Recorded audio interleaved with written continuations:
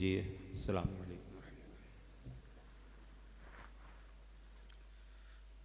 اللہم صلی علی سیدنا و نبینا و مولانا محمد و بارک وسلم۔ ختم بخاری شریف کی تقریب ہے۔ اس مناسبت سے کچھ امام بخاری کے حالات، کچھ تدوین حدیث سے متعلق گفتگو ہوگی۔ پھر آخری باب قول اللہ و نضع الموازین القسط لیوم القیامہ پر گفتگو ہوگی۔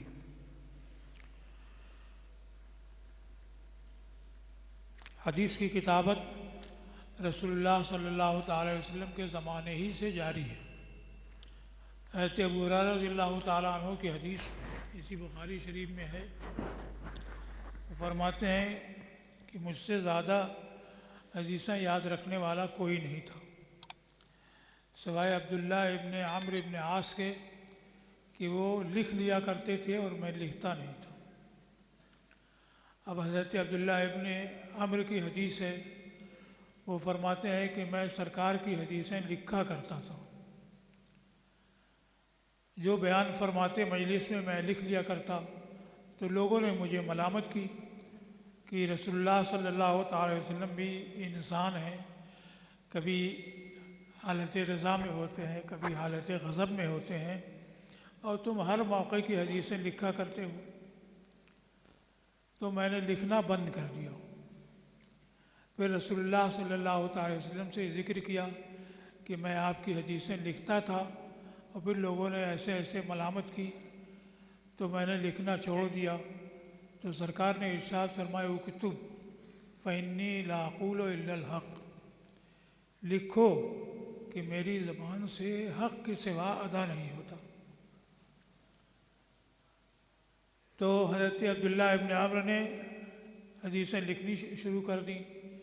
تو یہ سرکار کے زمانے ہی سے کتابت جاری ہے، اگر اسے قرآن سے اختلاط کے اندیشے کی وجہ سے اس سے روکا بھی گیا تھا، لیکن یہ ابتدا میں تھا۔ حضرت ابو ہریرہ کی حدیث ترمذی شریف میں ہے، وہ فرماتے ہیں کان رجل من الانصار یجلس الی النبی صلی اللہ تعالی علیہ وسلم ویسمع حدیثہ فیعجبہ ولا یحفظہ۔ ایک انصاری صحابی حضور صلی اللہ تعالی وسلم کی بارگاہ میں بیٹھتے تھے، حدیثیں سنتے تھے، حدیثیں ان کو پسند آتی تھی مگر یاد نہیں رکھ پاتے تھے۔ فشکا ذلک الی رسول اللہ صلی اللہ علیہ وسلم، سرکار سے اس کی شکایت کی تو فرمایا استعن بیمینک واومأ بیدہ الی الخط۔ سرکار نے فرمایا کہ اپنے ہاتھ سے مدد لو اور لکھنے کی طرف اشارہ کیا۔ تو اس سے معلوم ہوا کہ خود رسول اللہ صلی اللہ تعالی وسلم نے لکھنے کا حکم دیا، اور ان صحابی کو یہی تلقین کی کہ تم لکھ نہیں پاتے ہو، تو تم یاد نہیں کر پاتے ہو تو لکھنے سے مدد حاصل کرو۔ تو محدثین کرام کا طریقہ یہ تھا، صحابہ کرام اور اوائل زمانے تابعین میں تو یہی تھا کہ وہ لوگ زیادہ تر حدیثیں زبانی یاد رکھتے تھے، لکھتے بہت کم تھے۔ لیکن بعد میں طریقہ محدثین کا یہی تھا کہ ایک محدث جب کوئی حدیث بیان کرتے تو جتنے سامعین ہوتے سب لکھنا شروع کر دیتے، اور جو لکھی ہوئی یادداشت ہوتی تھی اس پر بھروسہ کرتے تھے کہ یہ ہمارے پاس موجود رہے گی، تو اگر قلبی یادداشت کبھی سہو کر جائے، ختم ہو جائے، تو اس سے پھر ہم دوبارہ اپنی حدیثوں کو تازہ کر سکیں گے۔ تو یہ عام طریقہ تھا، لیکن لکھنے کا کام صحابہ اور تابعین کے زمانے میں بہت کم ہوتا تھا۔ بعد میں لوگوں نے لکھنا شروع کیا، اور سرکاری پیمانے پر اس کا اہتمام خلیفہ راشد حضرت عمر ابن عبدالعزیز رحمہ اللہ تعالی نے کیا۔ موطا میں بروایت امام محمد ابن حسن، امام مالک کی روایت ہے یحییٰ ابن سعید سے، وہ فرماتے ہیں کہ حضرت عمر ابن عبدالعزیز نے ابو بکر ابن عمرو ابن حزم کو یہ لکھا کہ انظر ما کان من حدیث رسول اللہ صلی اللہ تعالی علیہ وسلم و سنتہ اور حدیث عمر اور نحو ھذا فاکتبہ لی فإنی خفت دروس العلم و ذہاب العلماء۔ انہوں نے فرمایا کہ دیکھو رسول اللہ صلی اللہ تعالی وسلم کی جو حدیث ہو، سنت ہو، اور یا حضرت عمر ابن رضی اللہ تعالیٰ عنہ کی حدیث ہو یا اس کے مثل ہو، یعنی اور خلفائے راشدین کی حدیثیں ہیں، ان کو لکھ لوں، اس لیے کہ مجھے اندیشہ ہے کہ علماء اٹھ جائیں اور علم مٹ جائے۔ ابو نعیم نے تاریخ اصفہان میں یہ ذکر کیا ہے کہ حضرت عمر ابن عبدالعزیز نے آفاق عالم کے محدثین کو یہ لکھا کہ رسول اللہ صلی اللہ تعالی وسلم کی حدیثیں جمع کرو۔ ان میں ابو بکر ابن عمرو ابن حزم ہی تھے۔ انہوں نے بہت سے نوشتے تیار کیے اور بہت سی حدیثیں لکھیں اور جمع کر لیں، لیکن ان کو حضرت عمر ابن عبدالعزیز کے پاس بھیجنے سے پہلے ان کی وفات ہو گئی۔ تو اس سے معلوم ہوا کہ حدیثیں باضابطہ لکھنے کا کام خلیفہ راشد حضرت عمر ابن عبدالعزیز نے اپنے دور خلافت میں انجام دلایا۔ تو بڑے بڑے محدثین سبھی حدیث کی کتابیں لکھتے تھے۔ اس زمانے میں زیادہ تر مسانید لکھی گئیں۔ مسند میں یہ ہوتا ہے کہ ایک صحابی سے جو حدیث مروی ہے وہ سب کی سب لکھ دی گئی، چاہے طہارت سے متعلق ہو یا صلاۃ سے یا زکوٰۃ سے یا صوم سے، ہر باب کی حدیثیں صحابی کی ترتیب پر لکھی جاتی ہیں۔ جیسے ہمارے سامنے مسند امام احمد بن حنبل ہے، یہ پہلے انہوں نے عشرہ مبشرہ کی حدیثیں لکھی ہیں، جس میں حضرت صدیق اکبر کی حدیثیں جمع کی ہیں، چاہے وہ کسی باب سے متعلق ہوں۔ تو اسی طرح کی مسانید اس زمانے کے محدثین نے لکھی اور ان کو ترتیب دیا۔ لیکن حضرت امام مالک نے اور ان کے زمانے کے بعض محدثین نے ابواب کی ترتیب پر کتابیں مرتب کی۔ اسی میں سے موطا امام مالک ہے کہ انہوں نے فقہی ابواب کی ترتیب پر طہارت، صلاۃ، صوم وغیرہ کی حدیثیں باب باب کر کے جمع کی ہیں۔ اور اسی طریقے سے یہ سلسلہ جاری رہا کہ احادیث کی کتابیں بہت سی لکھی گئیں، لیکن ان کتابوں میں ایک تو جو مرفوع احادیث ہیں وہ ہوتی ہیں، پھر اس کے بعد جو موقوف ہوتی ہیں یعنی صحابہ سے مروی وہ ہوتی ہیں، خاص صحابہ کی حدیثیں وہ ہوتی ہیں، پھر مقطوع یعنی تابعین کی حدیثیں وہ ہوتی ہیں، یہ سبھی ہوتی ہیں۔ علاوہ اس کا التزام نہیں تھا کہ صرف صحیح حدیثیں جمع کی جائیں۔ صحیح وہ ہوتی ہے جو عادل تام الضبط سے مروی ہو اور اس میں کوئی شذوذ اور علت نہ ہو، اس کا التزام نہیں تھا۔ تو ان حدیث کے اندر صحاح بھی ہوتی ہیں، حسان بھی ہوتی ہیں، کچھ ضعیف بھی ہوتی ہیں۔ پھر حضرت اسحاق ابن راہویہ امام، انہوں نے ایک بار اپنی مجلس درس میں فرمایا کہ کاش صرف صحیح احادیث پر مشتمل کوئی مجموعہ تیار کیا جاتا۔ تو یہ بات امام بخاری کے دل میں بیٹھ گئی اور انہوں نے عزم کر لیا کہ میں صرف احادیث صحیحہ پر مشتمل مجموعہ تیار کروں گا، اور انہوں نے یہ کتاب لکھنی شروع کی۔ اور اس کتاب میں انہوں نے یہ اہتمام رکھا ہے، ایک تو صحیح حدیث ہونی چاہیے۔ اب صحیح حدیث کے جو شرائط ہیں کچھ اس میں اختلاف ہو جاتا ہے، لیکن انہوں نے اپنی جو شرطیں تھیں وہ بہت قوی شرطیں تھیں، ان شرطوں کے مطابق حدیثوں کو جمع کرنا شروع کیا۔ اور خود فرماتے ہیں کہ ما وضعت فی الجامع حدیثا الا اغتسلت قبلہ وصلیت رکعتین،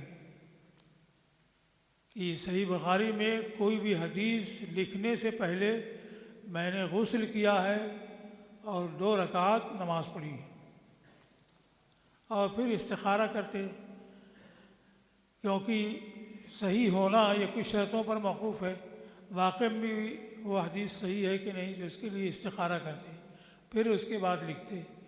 تو اس اہتمام کے ساتھ انہوں نے صحیح بخاری کو مرتب کیا اور 16 سال میں کتاب مکمل کی۔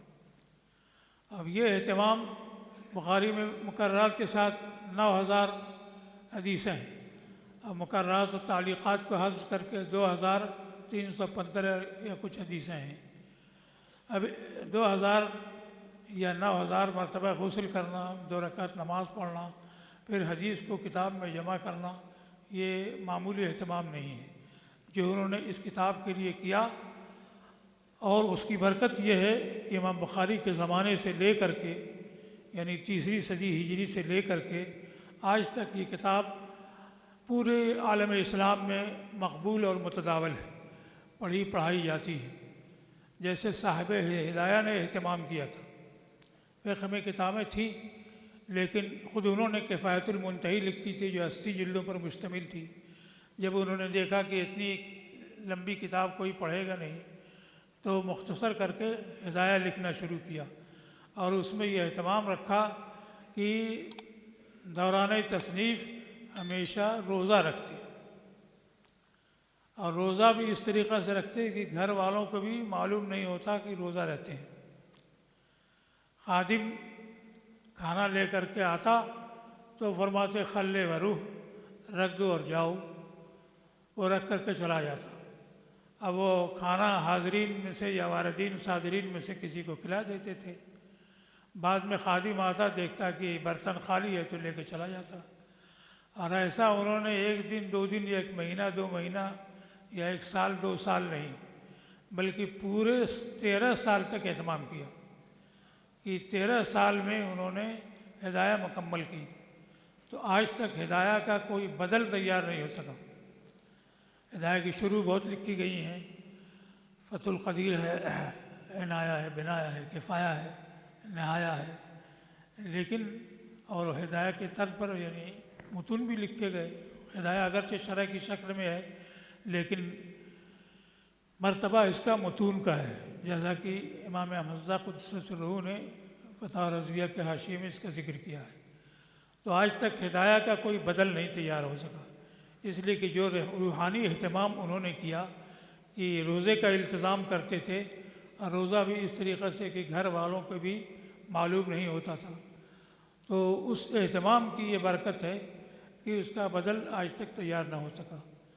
اور امام بخاری نے جو التزام کیا کہ ہر حدیث کو لکھنے سے پہلے غسل کرتے اور پھر 2 رکعت نماز پڑھتے، استخارہ کرتے، اس کی یہ برکت ہے کہ 3 صدی ہجری سے لے کر کے آج تک یہ کتاب مقبول اور متداول ہے۔ امام بخاری کی ولادت سن 194 ہجری میں ہے۔ ایک شعر ہے میلادہ صدق و مدت عمری فیہا حمید وانقضا فی نوری، کہ ان کی ولادت صدق سے برآمد ہوتی ہے یعنی 194، اور دنیا میں رہنے کی مدت حمید سے یعنی 62 سال، اور وفات کی تاریخ نور سے نکلتی ہے جو 256 ہجری ہے۔ تو 13 شوال روز جمعہ بعد جمعہ ان کی ولادت ہوئی۔ مستنیر ابن عتیق بیان کرتے ہیں کہ یہ امام بخاری نے میرے سامنے اپنے والد کی لکھی ہوئی تحریر سے دکھلایا، یعنی یہ تاریخ ان کے والد گرامی نے اسماعیل ابن ابراہیم نے درج کر رکھی تھی، اور اس سے یہ معلوم ہوا کہ 13 شوال 194 ہجری میں جمعہ کے دن بعد جمعہ ان کی ولادت ہوئی۔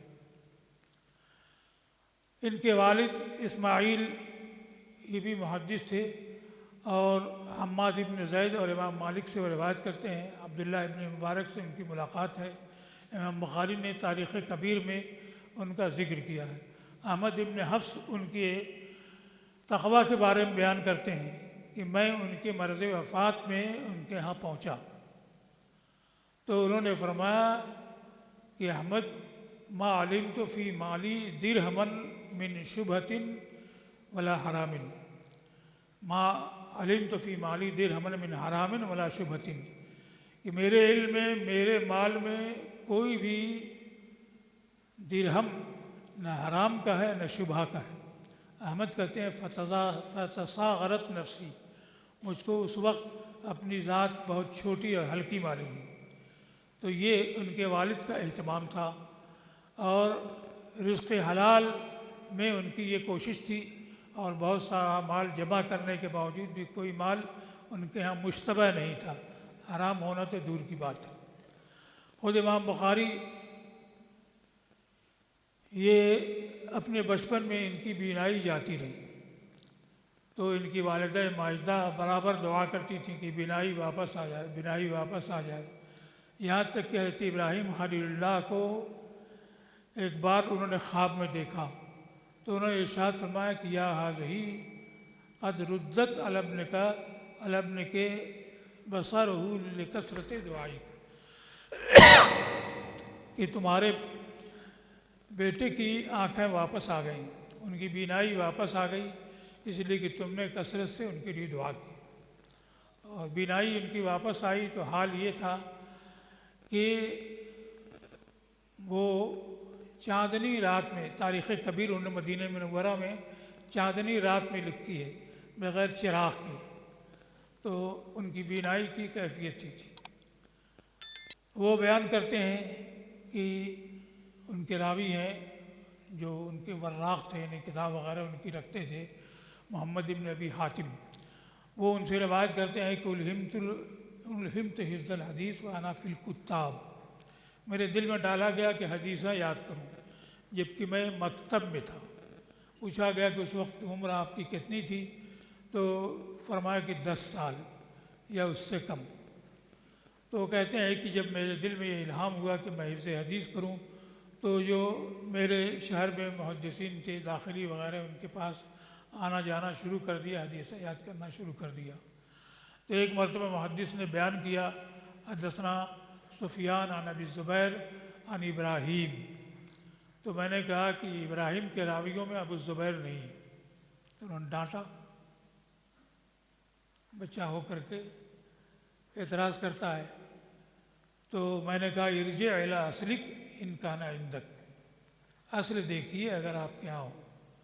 تو ہوتا یہ تھا کہ محدث جب حدیث بیان کرتے تو فوراً لوگ اپنی اپنی کتابوں میں اپنے اپنے رجسٹروں میں حدیثیں لکھتے تھے، تو وہ رجسٹر جو محدث کی تحدیث کے وقت لکھا گیا ہے وہی اصل ہوتا تھا، پھر اس کے بعد اس سے نقلیں ہو جاتی تھیں، نقلوں میں نقل در نقل میں خطا بھی ہوتی ہے، اس لیے امام بخاری نے کہا کہ ارجع الی اصلک ان کان عندک۔ تو وہ گھر میں گئے، جانے کے بعد دیکھ کر کے آئے، تو آنے کے بعد فرمایا کیفا ہوا یا غلام، صاحبزادے کس طرح ہے؟ تو انہوں نے کہا کہ سفیان عن الزبیر وهو ابن عدی عن ابراہیم، تو فرمایا کہ صدقت، اور انہوں نے ان کے بتانے کے مطابق اپنی نقل میں درست کر اصلاح کر لی اور اس طرح سے لکھ لیا۔ تو یہ پوچھا گیا کہ اس وقت آپ کی عمر کتنی تھی، تو فرمایا کہ 11 سال۔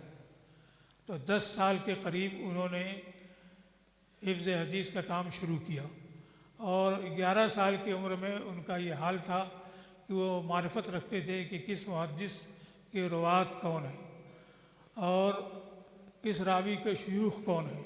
اس وجہ سے جب ان کے شیخ نے پڑھا سفیان عن ابی الزبیر، تو انہوں نے کہا کہ ابو الزبیر ابراہیم کے راویوں میں نہیں ہے۔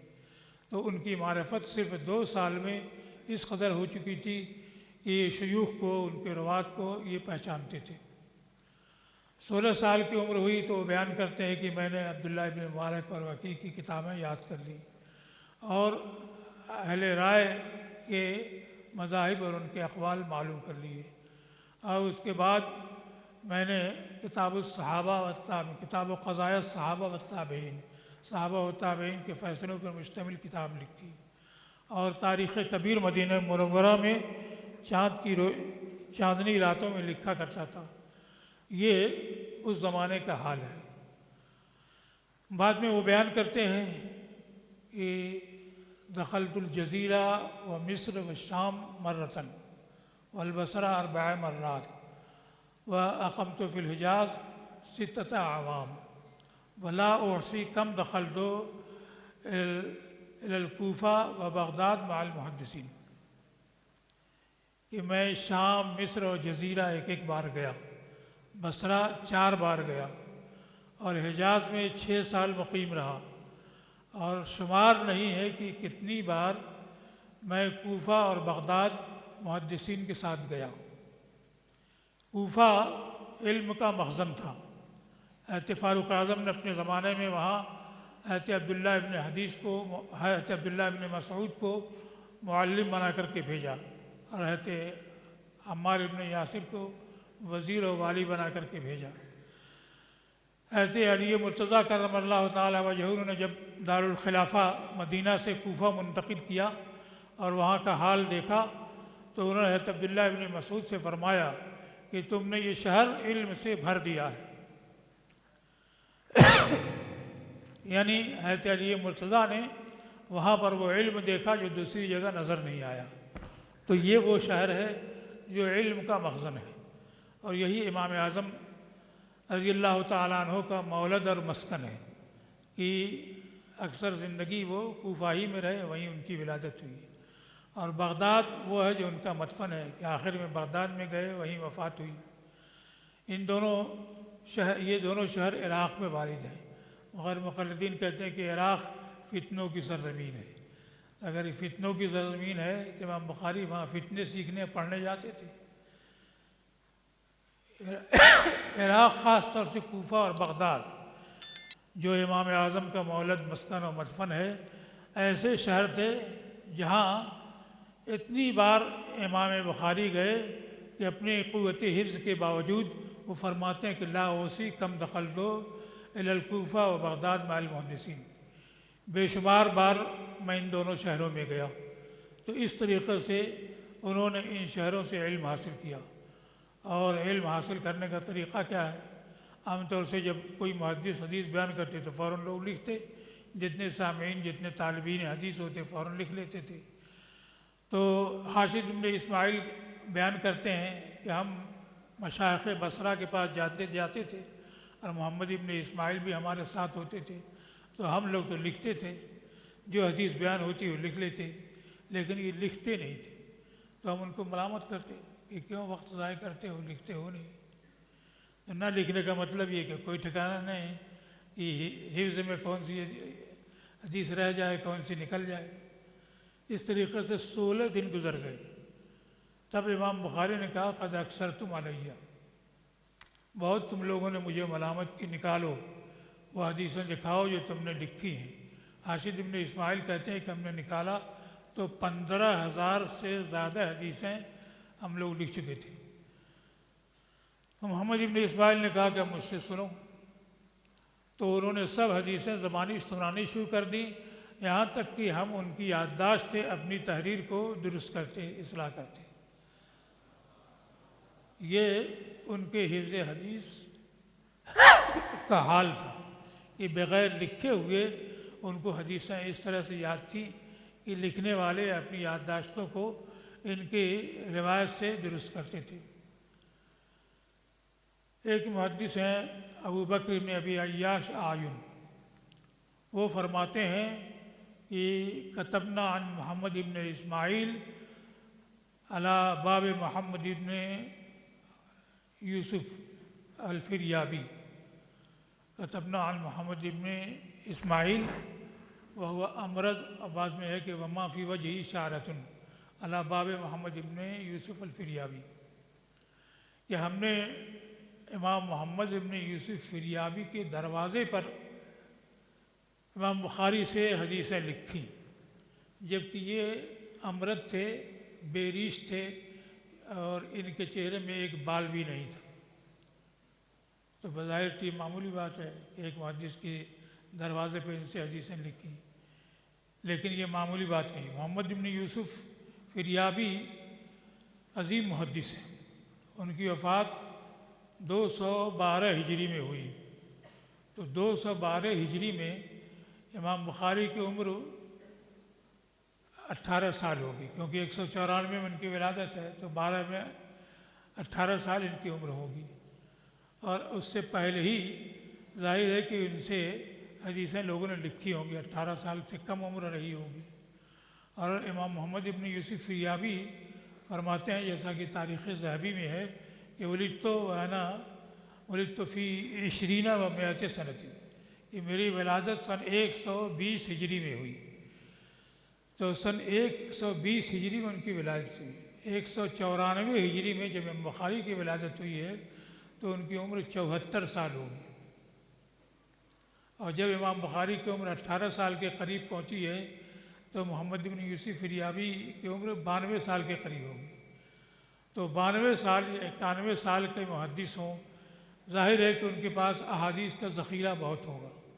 ان کے ہوتے ہوئے اور خاص طر ان کے دروازے کے سامنے کوئی ایک نو عمر نوجوان بیریش سے حدیثیں لکھنے اور جمع کرنے نہیں جائے گا۔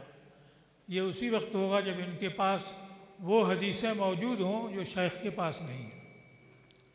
تو اسی عمر میں ان کے پاس وہ حدیثیں موجود تھیں کہ لوگ محمد بن یوسف فریابی کے ہوتے ہوئے ان سے حدیثیں لکھا کرتے تھے۔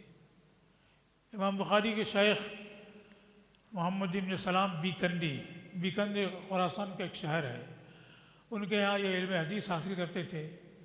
تو ایک بار سلیم بن مجاہد ایک محدث ہیں، وہ آئے تو اس وقت امام بخاری پڑھ کر کے جا چکے تھے، تو انہوں نے فرمایا کہ لو جیت من قبل لرأیت صبیا یحفظ 70,000 حدیث۔ ان کا کچھ پہلے آتے تو ایک ایسے بچے کو دیکھتے جو 70,000 حدیثیں یاد رکھتا ہے۔ تو سلیم بن مجاہد نے معلوم کیا کہ یہ کون ہے، تو معلوم ہے کہ محمد ابن اسماعیل ہیں۔ تلاش کر کے گئے، ان سے ملاقات کی تو فرمایا کہ تحفظ 70,000 حدیث، 70,000 حدیثیں یاد ہیں؟ تو فرمایا نعم و اکثر، کہ اس سے زیادہ حدیثیں مجھ کو یاد ہیں، اور جتنی حدیث بھی مجھ کو یاد ہیں تو ان میں جو روات ہیں صحابہ اور تابعین میں، ان میں سے اکثر کا مولد، مسکن، مدفن اور ان کے احوال میں جانتا ہوں۔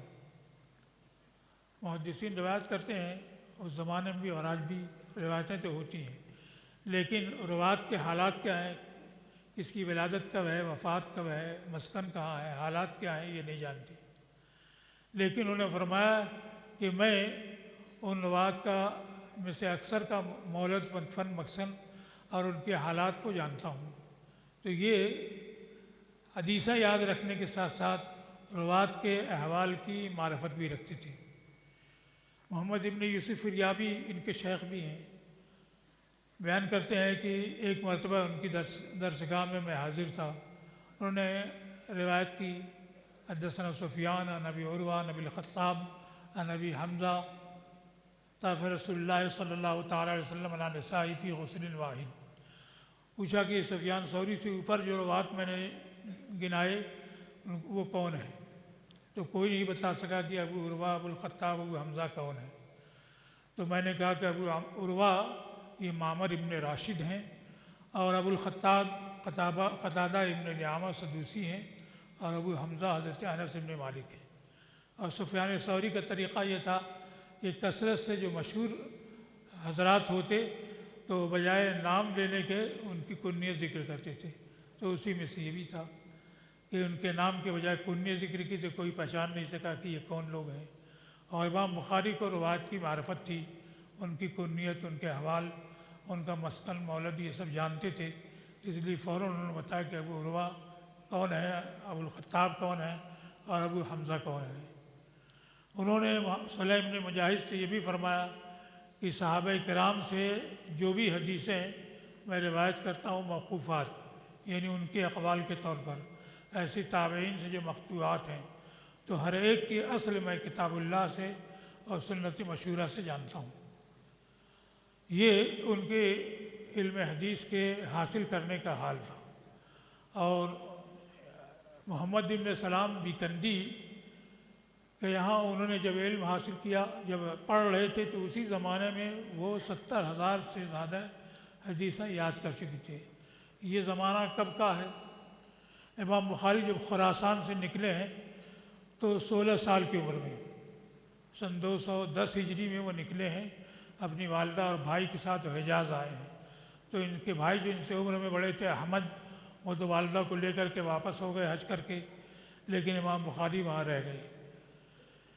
اور امام بخاری جو ہے وہ محمد بن سلام بیکندی کی حیات میں پھر خراسان واپس نہیں گئے، ان کی وفات 227 ہجری میں ہے۔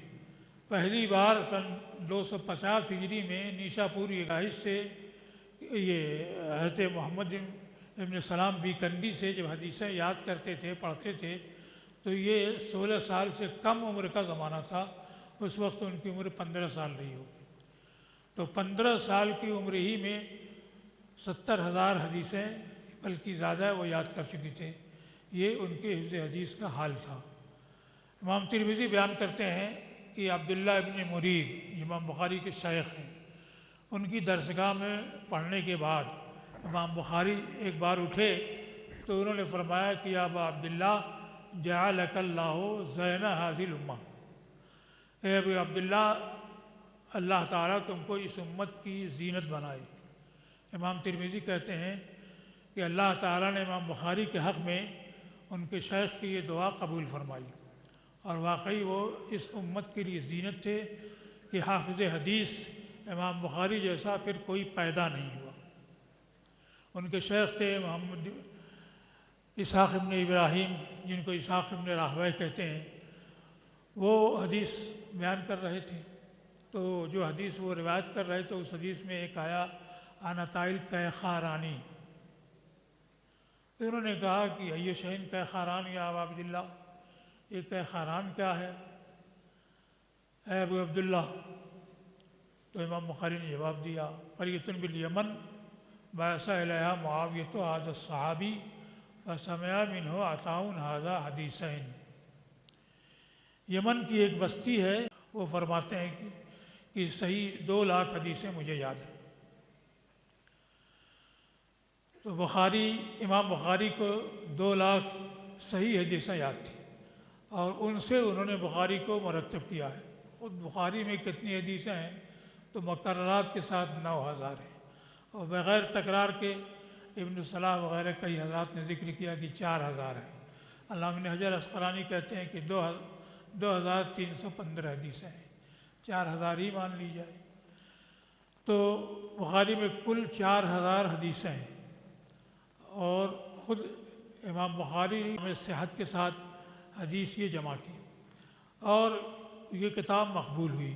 یہاں تک کہ ابو زید مروزی بیان کرتے ہیں کہ میں ایک دن رکن اسود اور مقام ابراہیم کے درمیان سو رہا تھا کہ نبی کریم صلی اللہ تعالی وسلم کو خواب میں دیکھا، تو سرکار نے ارشاد فرمایا کہ یا ابا زید الی متی تدرس کتب الشافعی ولا تدرس کتابی، ابو زید کب تک شافعی کی کتابیں پڑھتے رہو گے اور میری کتاب نہیں پڑھو گے؟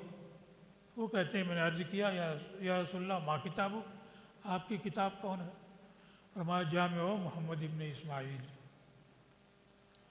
تو جس کتاب کو سرکار نے خود اپنی کتاب فرمایا اس کی مقبولیت کا حال کیا ہوگا؟ تو یہ اثر ہے کہ اس زمانے سے آج تک یہ کتاب مقبول اور متداول ہے۔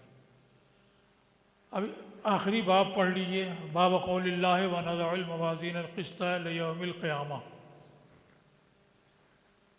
پڑھ لیجئے، باب قول اللہ ونضع الموازین القسط لیوم القیامہ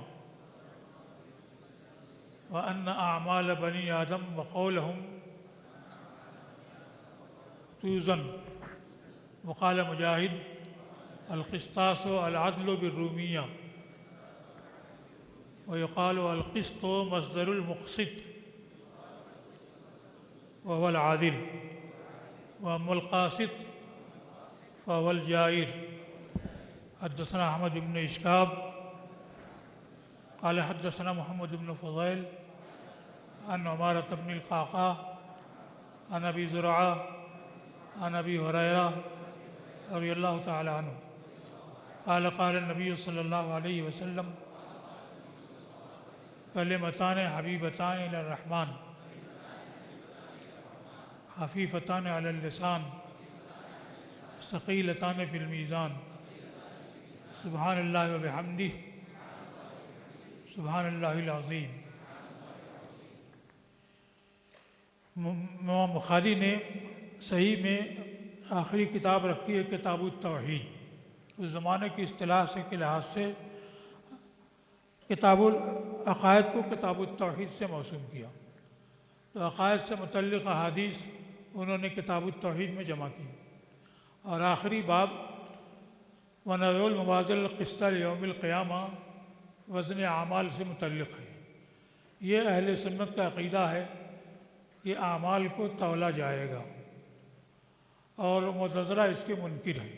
وہ کہتے ہیں کہ اعمال اعراض ہیں، اور عرض میں کوئی وزن نہیں ہوتا، کوئی ثقل نہیں ہوتا ہے، اور دو زمانے میں باقی بھی نہیں رہتا ہے، اس لیے یہ تولنے کے لائق ہی نہیں ہے، اور جو کچھ تولنے کے بارے میں وارد ہے اس کی تعویل کرتے ہیں کہ اس سے مراد یہ ہے کہ عادل ہوگا۔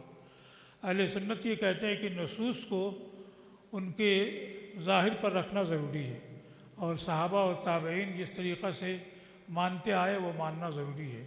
انہوں نے نضع الموازین القسط لیوم القیامہ جیسی آیات اور احادیث سے یہی اخذ کیا اور یہی عقیدہ رکھا کہ وزن اعمال ہوگا، اس لیے اس کو ویسے ہی ماننا ضروری ہے۔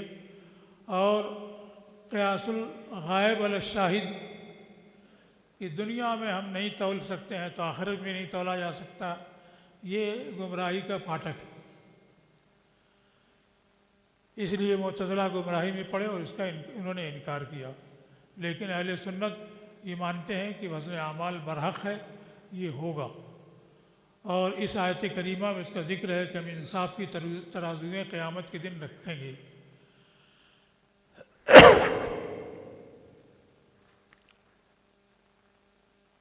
اب اہل سنت میں تین طرح کے اقوال ہیں۔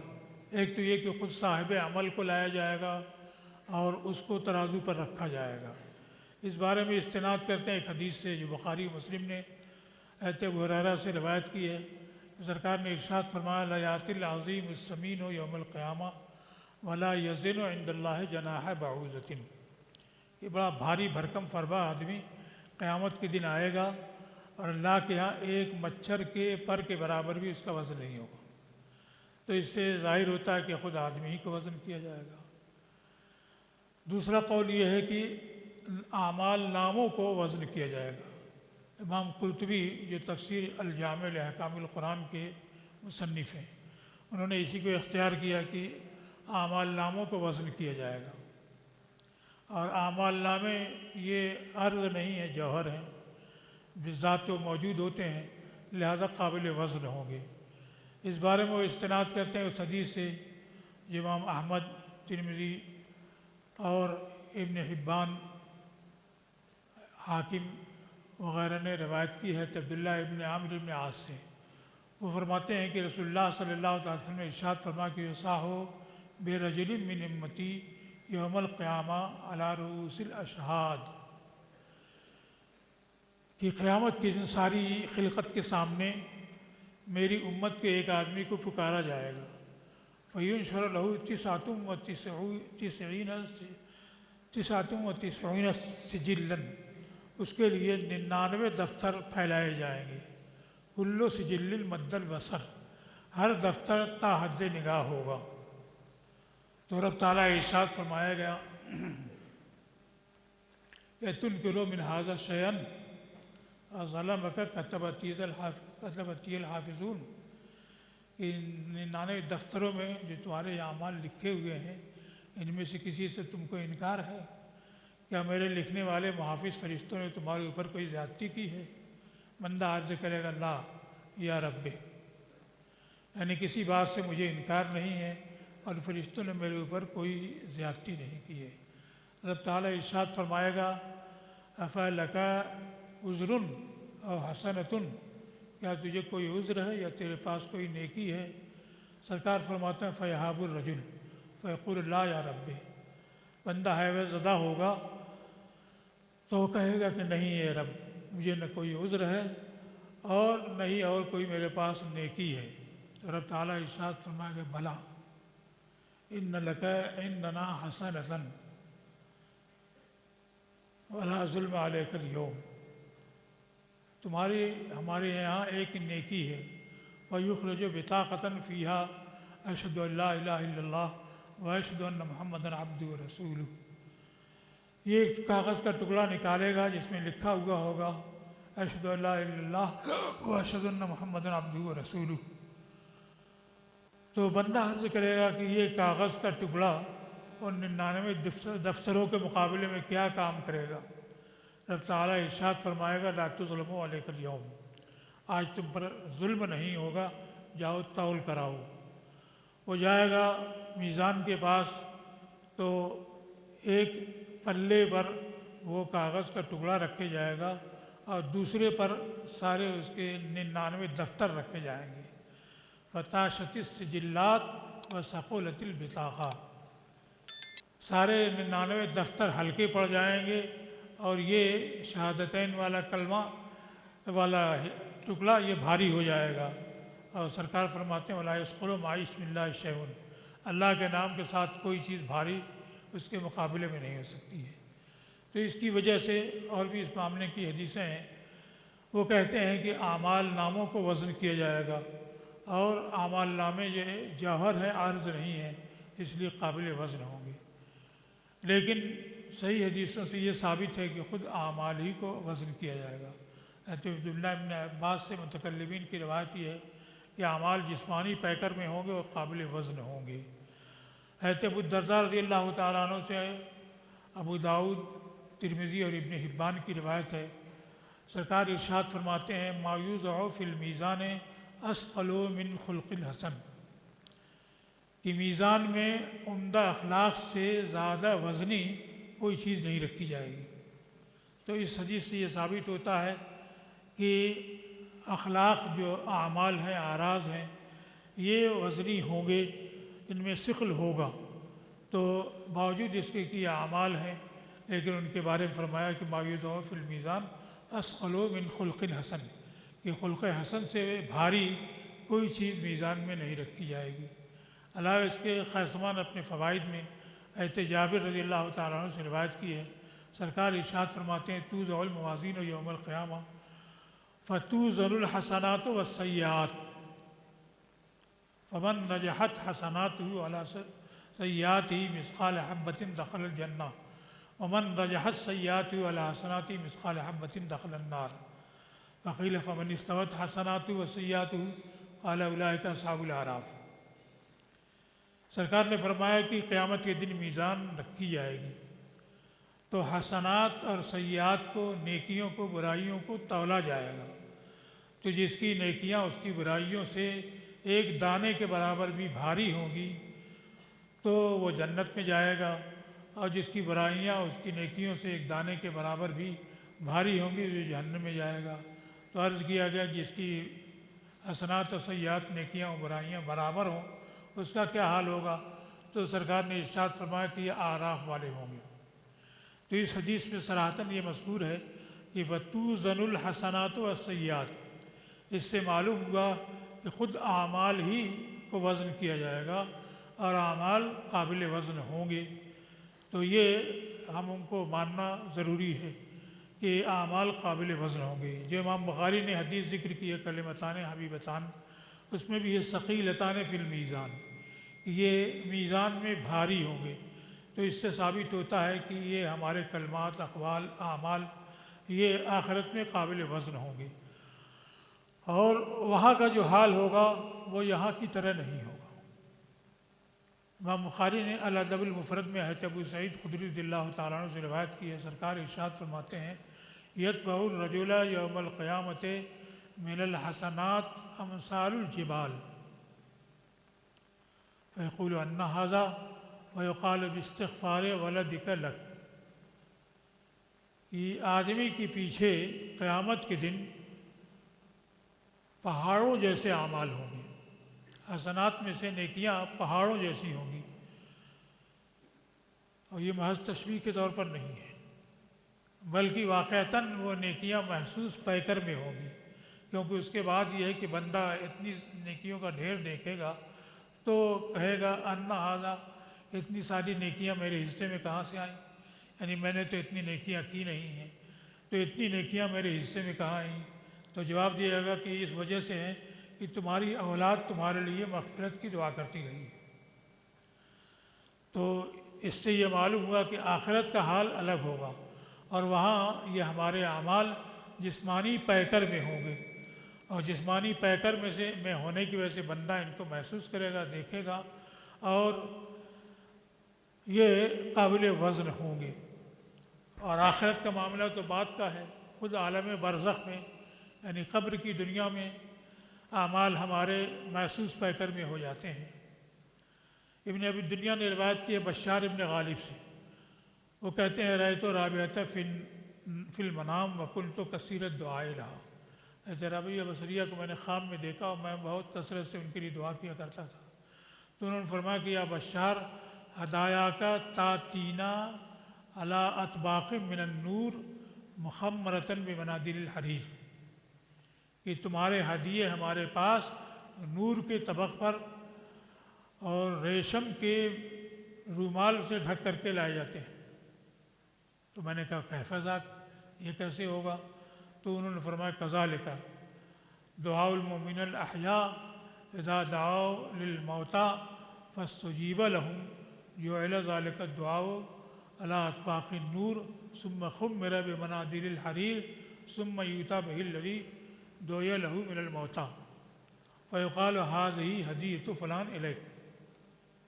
انہوں نے فرمایا کہ یہی حال ہے، جب زندہ مومنین اپنے وفات یافتہ لوگوں کے لیے دعا کرتے ہیں اور وہ دعا مقبول ہو جاتی ہے تو وہ دعا نور کے طبق میں رکھی جاتی ہے اور پھر ریشم کے رومال سے ڈھکی جاتی ہے، اور پھر اس کے پاس لائی جاتی ہے جس کے لیے دعا کی گئی ہے، اور کہا جاتا ہے کہ یہ فلاں کا ہدیہ ہے تیرے پاس۔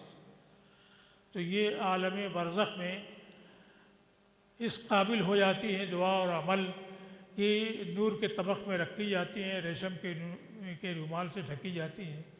اگر یہ محسوس پیکر میں نہ ہو تو نور کے طبق میں رکھنا اور ریشم کے رومال سے ڈھکنا کیا معنی؟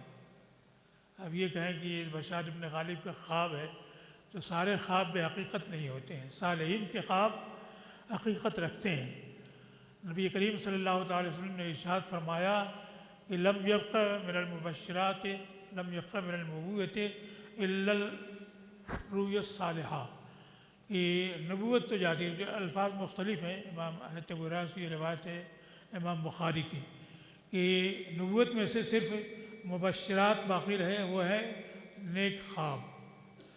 امام مسلم اور ابو داؤد ابن ماجہ وغیرہ کی روایت حضرت عبداللہ ابن عباس رضی اللہ تعالیٰ عنہما سے یہ ہے کہ نبی کریم صلی اللہ تعالی وسلم نے اپنے مرض وفات میں فرمایا ایھا الناس لم یبق من مبشرات النبوۃ الا الرؤیا الصالحہ یراھا المسلم او تری لہ، کہ مبشرات نبوت میں سے کچھ باقی نہیں رہا مگر نیک خواب جو مسلمان خود دیکھے یا اس کے حق میں دیکھا جائے۔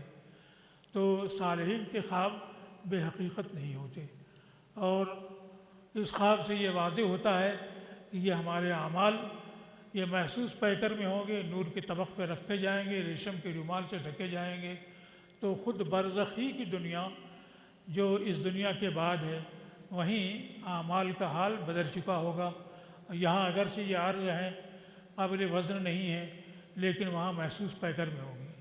اور یہ صرف خواب ہی تک نہیں ہے، رسول اللہ صلی اللہ تعالی وسلم سے حدیث ہے، حضرت عبداللہ بن عباس رضی اللہ تعالیٰ عنہ کی روایت حدیث امام بہقی نے شعب الایمان میں اور دیلمی نے روایت کی ہے، رسول اللہ صلی اللہ تعالی وسلم نے ارشاد فرماتے ہیں مل میت فی قبرہ الا شبہ الغریق المتغوث ینتظر دعوۃ تلقہ من اب او ام او ولد او صدیق ثقۃ، کہ مردہ اپنی قبر میں ایسے ہی ہوتا ہے جیسے ڈوبنے والا فریاد کرنے والا چلاتا ہے بچاؤ بچاؤ، ہے کوئی بچانے والا۔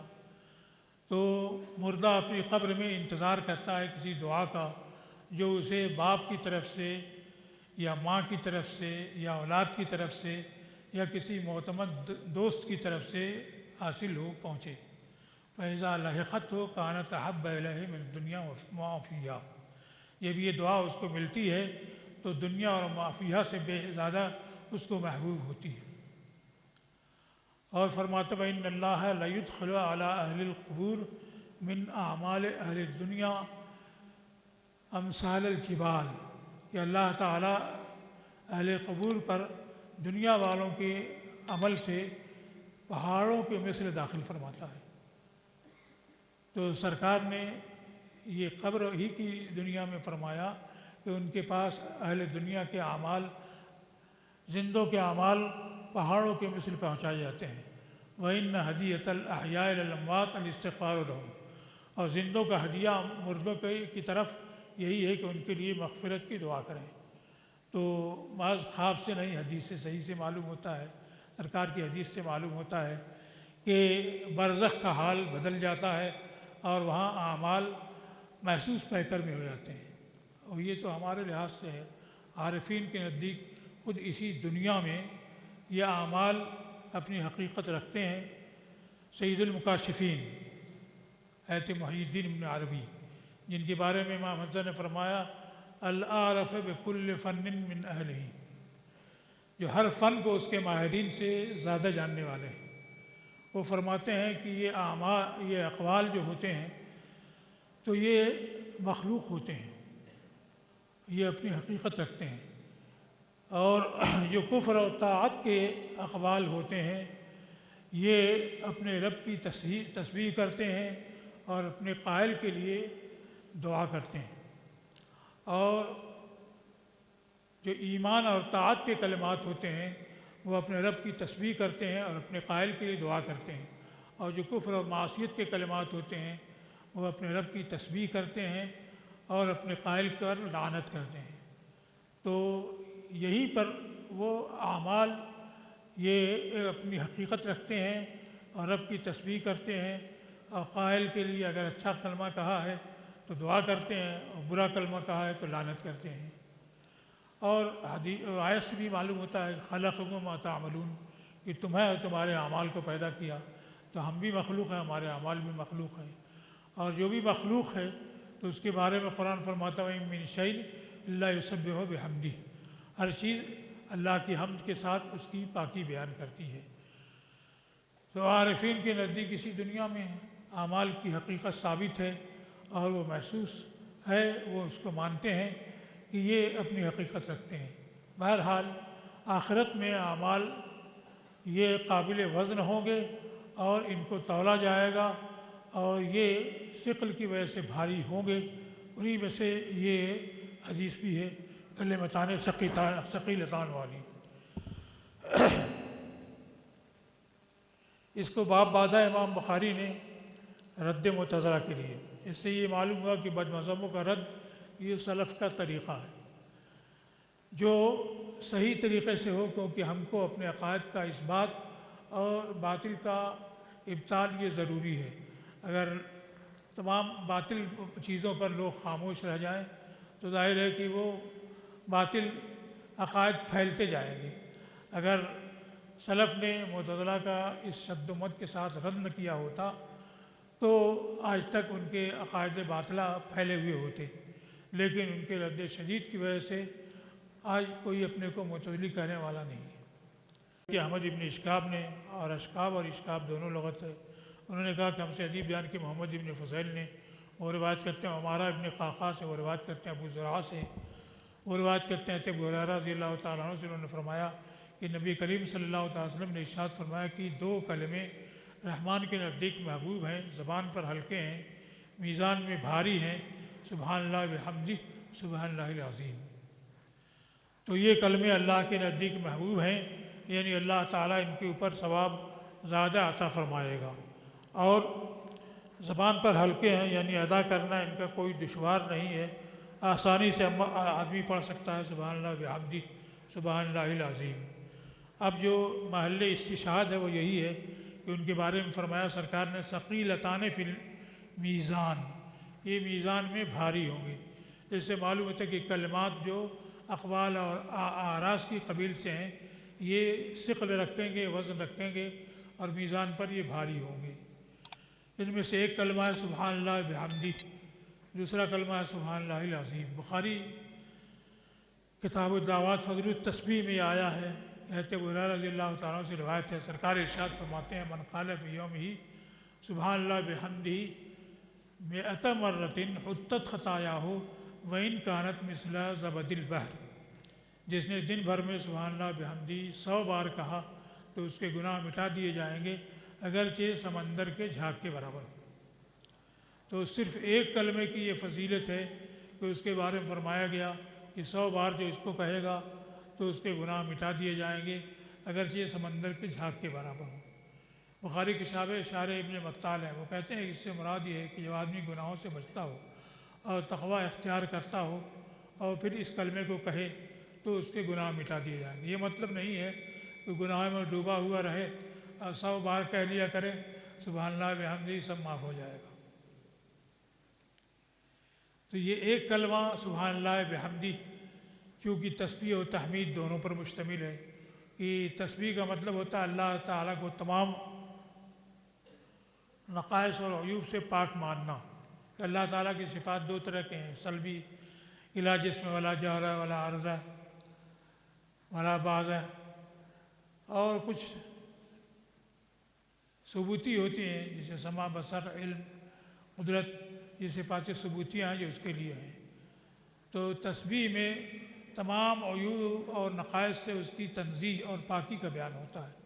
تو جتنے بھی عیوب اور نقائص ہیں اور ہو سکتے ہیں اللہ تعالیٰ ان سے پاک اور منزہ ہے اور یہ اس کے لیے نہیں ہو سکتے ہیں۔ اور حمد ہوتا ہے الثناء الجمیل، خوبی پر تعریف کرنا، تو جتنی بھی صفات کمالیہ ہیں یہ ان کے لیے ثابت ہیں۔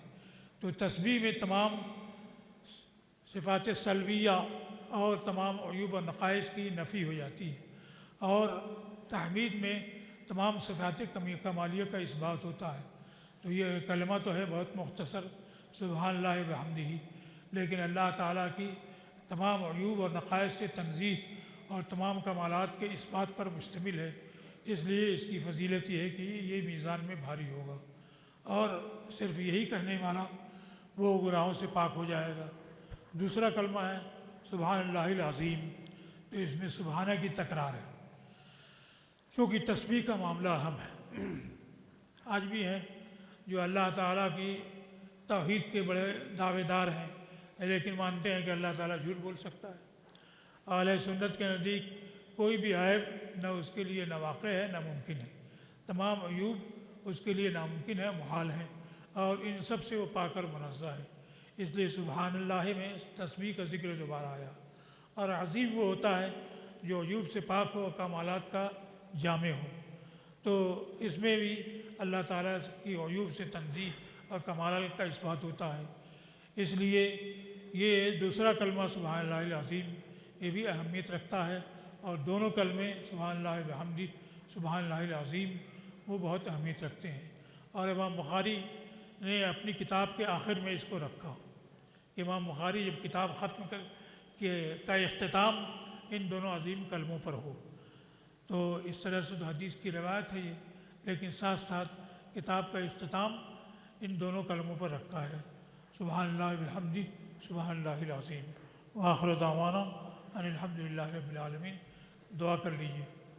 اللہم صلی علی سیدنا نبینا مولانا محمد وبارک وسلم۔ اللہم ربنا آتنا من لدنک رحمہ وہیئ لنا من امرنا رشدا۔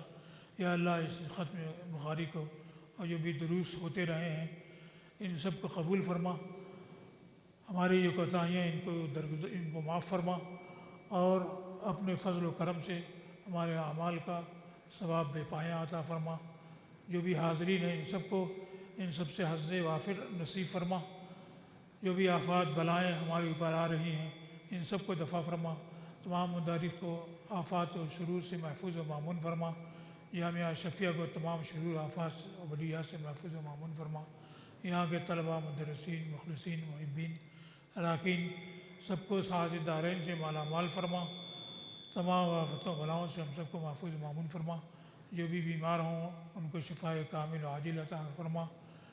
جو مقروض ان کو بار قرض سے سبکدوش فرما۔ جو کسی طریقے کی پریشانی میں مبتلا ہوں یا اللہ ان کی پریشانی کو دفع فرما۔ اللہم ربنا آتنا من لدنک رحمہ وہیئ لنا من امرنا رشدا۔ اللہم ربنا آتنا فی الدنیا حسنۃ وفی الآخرۃ حسنۃ وقنا عذاب النار۔ اللہم اعز الاسلام والمسلمین واخذل الکفرۃ والمبتدعۃ والمشرکین۔ اللهم إنا نسألك العفو والعافية والمعافاة الدائمة في الدين والدنيا والآخرة. وصلى الله تعالى على خير خلقه سيدنا ومولانا محمد وعلى آله وصحبه أجمعين برحمتك يا أرحم الراحمين.